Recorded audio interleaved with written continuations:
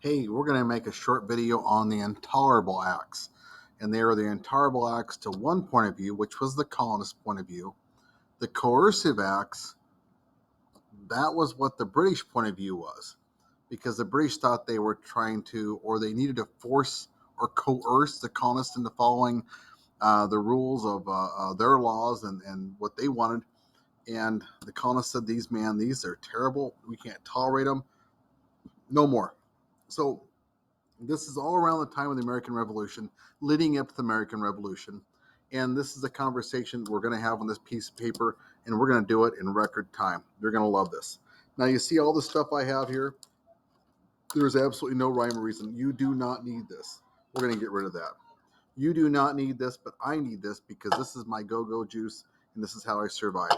That's my medicine. Okay, we're going to organize our paper into 4 quadrants. I shouldn't say 4 quadrants because by default, that's exactly, there's 4 of them. My fold is not perfect. I'm going to go ahead and fold it again this way. And just to help you out, look where my little corner is here. I am going to turn that just like this. Now, at the end of this whole process, when you open up your paper, you should have 4 sections. And you should have a diamond in the middle. And we're going to draw a little roundabout. Now, this is not very complicated, but for some people, it'll blow your mind. Look at how I'm using my diamond. I'm offset here a little bit. And I'm going to make a space right there. I'm going to come over and do it again right here. I'm going to come over here and do this one more time. Oh, I lied. Here's a third time. This is what I'm going to do. I'm going to turn these little spaces into arrows. Because I want the title of these notes to be connected to every single concept and idea I add to it. So right here in the middle, I'm going to call these the Intolerable Acts. Intolerable. Your little brother and sister, you tolerate them for a long time until you can't because they're driving you crazy. They're intolerable. Now, this is the American point of view. This is the colonial point of view. From the other side of things,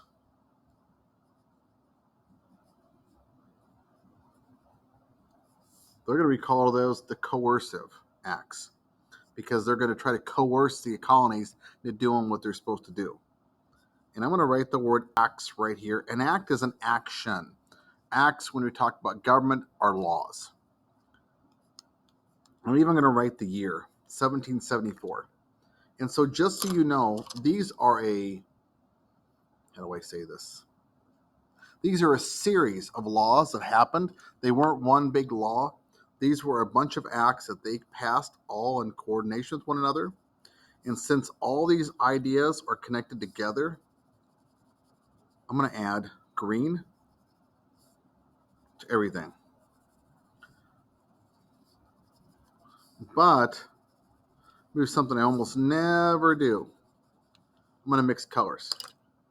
Because when I use green, it connects ideas and it shows growth and connections and progress, whatever the case it is. But I also want to make sure that you understand that these acts created a lot of conflict. And red always demonstrates conflict. So just because these ideas expand and grow into one big concept, the Intolerable Acts, the red reminds us, hey man, this was not a good thing. At least not from the colonial point of view. And eventually they find out it wasn't a very good thing for the British side of you because nothing worked out the way they wanted to. Now we're going to talk about the very first act. And this was designed to punish the colonists. Now we know a harbor and a port are very similar. These are places that ships go into and they stay in so they can get protection from the open seas, because the open seas are kind of rough. If you ever watch TV shows with boats going out in the open ocean, they get kind of beat up in the waves. A harbor kind of protects them a little bit so they don't get beat up so bad. So maybe a harbor might look something like this. And here's the ocean, open seas. And over here we've got a little boat, a little dock these boats come to.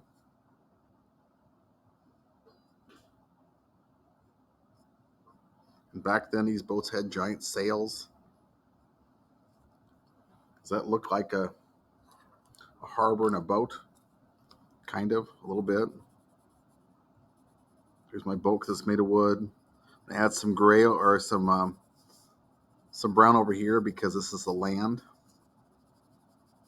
And we know this over here is water.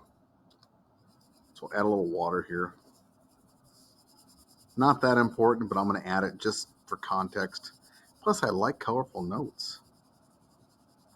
Is that perfect? No, not even close. But you get the general idea. Now, what was the Boston Harbor Act? Since this is an important key concept, I'm going to add some yellow in my Capel box because I want it to stand out in my notes. I only use yellow for vocab words or important terms I want you to stop, slow down, think about.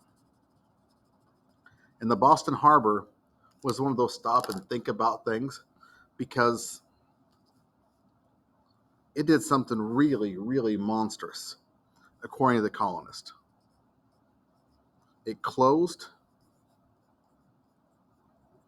the port of Boston.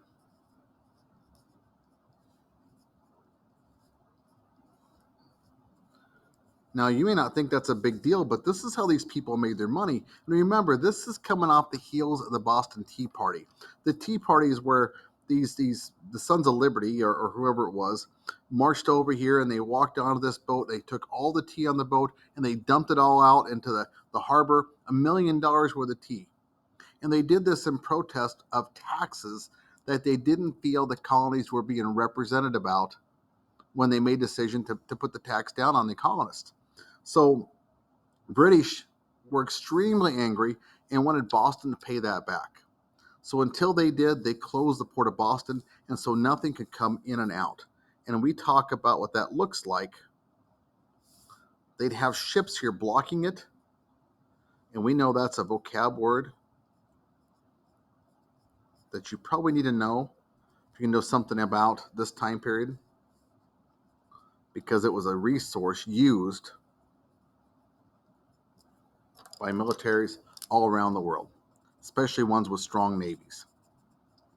They're going to block you from getting stuff in and out. It's called a blockade. Okay, it's not our main vocab word tied to this, but it ties to the Boston Harbor Act very, very nicely. Okay, so we know what happened there. Bad stuff. All these people who had jobs, they aren't working, they aren't making money. Everything just grinds to a halt. It's a big, big deal. Something else that happened during this time period, it was really pretty horrific for the colonists to deal with, was something called the Quartering Act. Now, you may not know what the Quartering Act is, and I completely understand that, but quartering of soldiers is kind of a military term. In fact, we still use those terms today. We talk about military quarters or your quarters or being restricted to quarters. That means it's the place you live. It's the place you stay, the place you sleep. So quarters are where you go to rest. Well, in terms of the Quartering Act, this now said that colonists were going to be forced,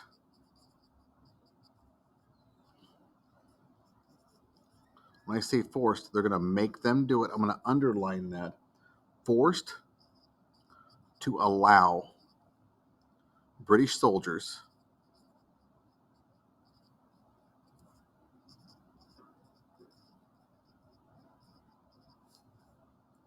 to stay in their homes.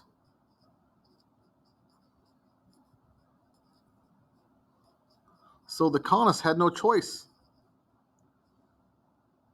if a British soldier, and usually an officer, came knocking on your door and said, I'm staying here, then you had to find a way to accommodate them. You might have to give up your master bedroom. You might have to feed them and take care of their laundry and basically meet all their needs, because this was a way that England could do two things.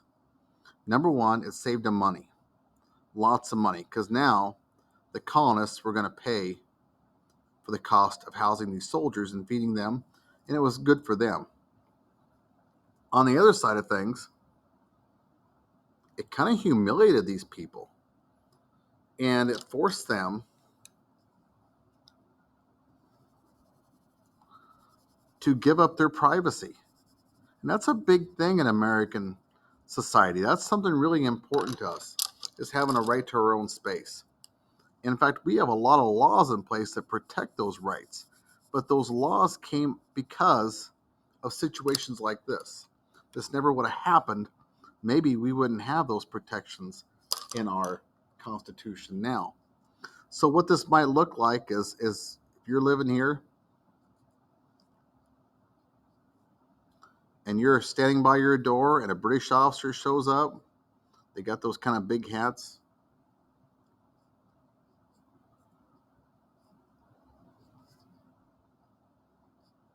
That's his rifle, handsome looking rifle with his bayonet, his big red hat.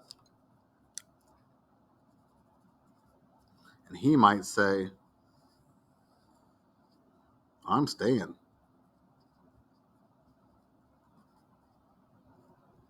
And he might be thinking,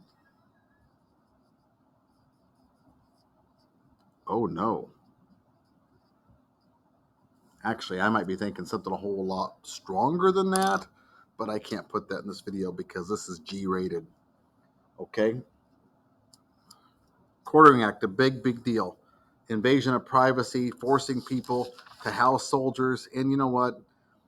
Going beyond the two reasons I gave you, now the soldiers, they're there in their homes. It's kind of hard to have secret conversations about the British rule when the guy is sitting at the dinner table with you.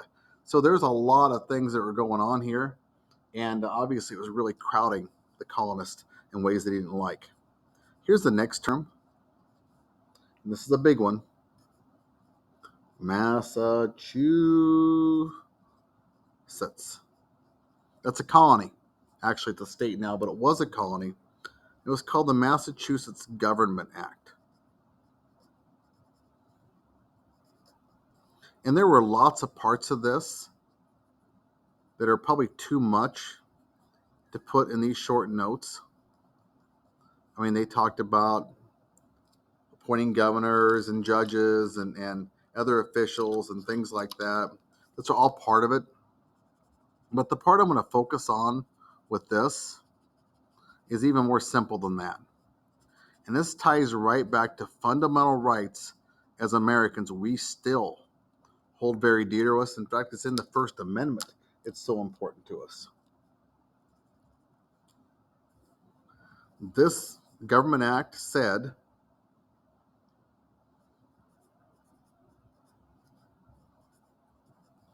towns can only have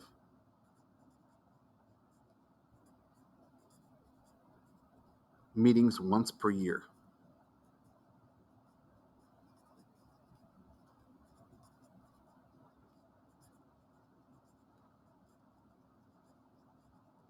That's a really big deal because you have city business to conduct. You have things to do. But the way these people thought, the way the British thought was, hey, Boston's being run by the mob. I mean, these people have no rule. They have no rules. They have no order. They're doing whatever they want. They didn't realize these were educated, informed people who were really tied to this idea of self-rule. But because of that, they wanted to eliminate those conversations, and they wanted to take away their ability to form their own ideas, to come up with ways to protest and push back against the British rule. And so when we think about this time period, we think about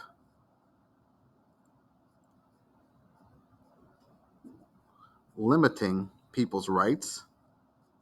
This is so tied the First Amendment of our Constitution, and the principles of free speech, and the right to assemble.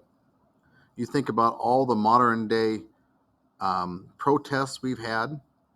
None of those protests would have been able to happen if it wasn't for people's anger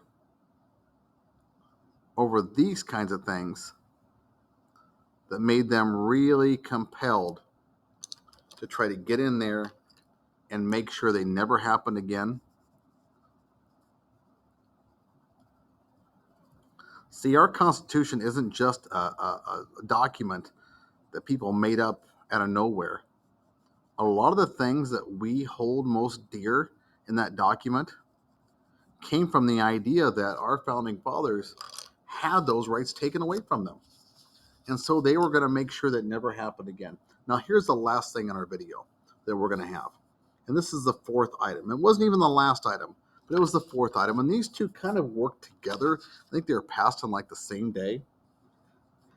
This is the big one.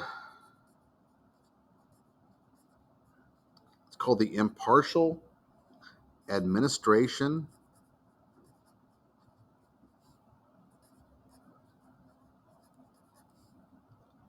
of Justice Act. And yeah, that's a mouthful. Administration of justice is nothing more than following through and making sure justice takes place. That's all it is. Okay, so don't overthink that one at all. But the impartial part, that's something we can dig into just a little bit. Impartial is an offshoot of the word partial. And I know some people say, oh, partial means part of. Well, it can mean other things too. If you're partial to something, that means you favor it. So if you have a favorite color, you might be partial blue, or you could be partial green or red or black. I know I wear a lot of black because that makes me look thinner. Well, if you're partial to something, you're not necessarily fair. You're not giving the other colors their due. Because blue's pretty, green's pretty, they just don't look good on me. I wear black, I wear gray. I make things that make me look a little less chunky. So Impartial Administration of Justice Act, the idea is you're going to be impartial. That means you're going to be fair. You can be fair to all sides of the issue. The problem is what was fair to the British and what was fair to the colonists are two different things. And here's the biggest takeaway we're going to have with this. If a trial needed to take place, and a trial is used to determine whether somebody's guilty or whether they're innocent of a crime, if the governor saw that trial, if he thought that trial was not going to be done the way he needed it to be done or wanted it to be done or what he thought was fair, the trial could be moved out of the colonies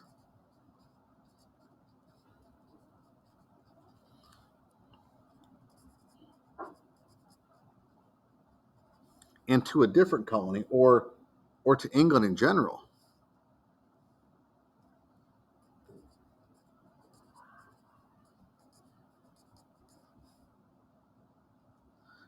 And the problem with this is you are taking away a fair trial.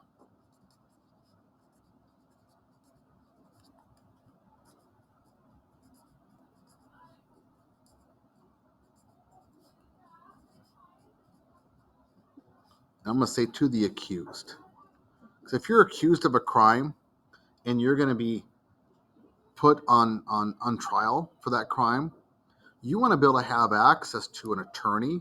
You want to have access to evidence. You want to be able to face your accuser. You want to have certain rights. These are rights that we know in our Constitution. You have a right to an attorney. Anything you say or do may be used against you in a court of law. You have a right to remain silent. These are all parts of the Miranda rights. People read you this if they pull you over to arrest you now. Well, these rights were put in our Constitution for a reason, because of this. They wanted to protect people's rights.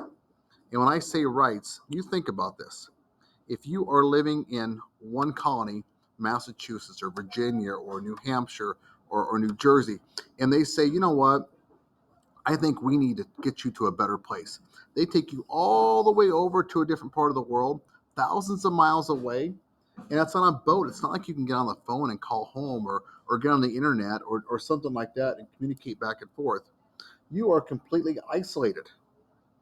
And in my eyes, and I think in their eyes, that'd be incredibly unfair. I got a little think aloud cloud on that. When I think about this whole deal, I think, man, this would be terrible. I'd be thinking, whoa, whoa, whoa, what about my attorney? Where's my lawyer?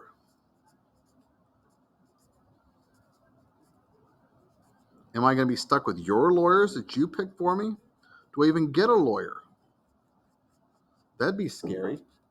How about the evidence? How am I supposed to analyze the evidence? How can I find my own evidence to defend myself and protect myself? And you know what? I don't have any support. I won't have any family around, nobody who knows me, no character witnesses, no nothing. This was a bad deal. And this little piece of history had a big impact on things we would think were important later on when we were writing our Constitution. Just a real quick recap. We've got the Intolerable Acts, the Coercive Acts, if you're on the British side. We have the Boston Harbor Act. We have the Quartering Act. Hey, school's out. It's exciting. The video is almost over. Impartial Administration Justice Act. And we have the Massachusetts Government Act. All these things combined had a big part in pushing the American colonies towards revolt. And that's a whole different video of that road that we take from being loyal subjects to the British Crown to eventually becoming separated in our own country altogether. Thank you very much. Good luck, and we'll see you later.